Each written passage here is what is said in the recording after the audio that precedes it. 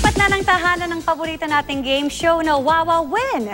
May bago na kasi itong set sa loob mismo ng GMA Network Studios. Makichika kay Aubrey Carampel. Asok! Noong Lunes, marami ang naantig sa reunion ni Willie Revillame at ng kanyang original sidekick na si Bentong.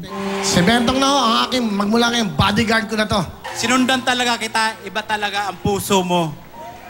Lumipat na sa puso ko, kaya kapuso na.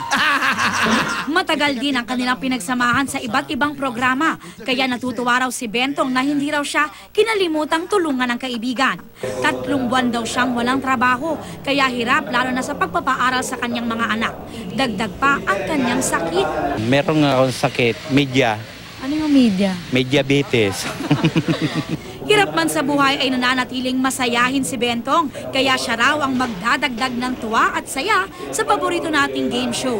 Sabi ko kuya, nagpapasalamat ko dahil kinuha niya ako, ang laking utang na loob kay kuya dahil kinuha nga niya ako tapos 3 buwan na ako walang kita. At ilang araw na lang ay masasaksihan na natin ang bagong set ng Wawa Win sa bago nitong tahanan, dito mismo sa GMA Network Studios. Ipinasilip ni Kuya Will ang construction ng Wawa Win set na kanya mismong sinusupervise. Dumalaw rin sa ginagawang set si GMA Executive Vice President and Chief Financial Officer Felipe S. Yalong para makipag-usap kay Kuya Will sa napipintong pagsisimula ng taping ng Wawa Win sa GMA Studios. Kanina, nag-run through na sa bago nitong studio ang paborito nating game show.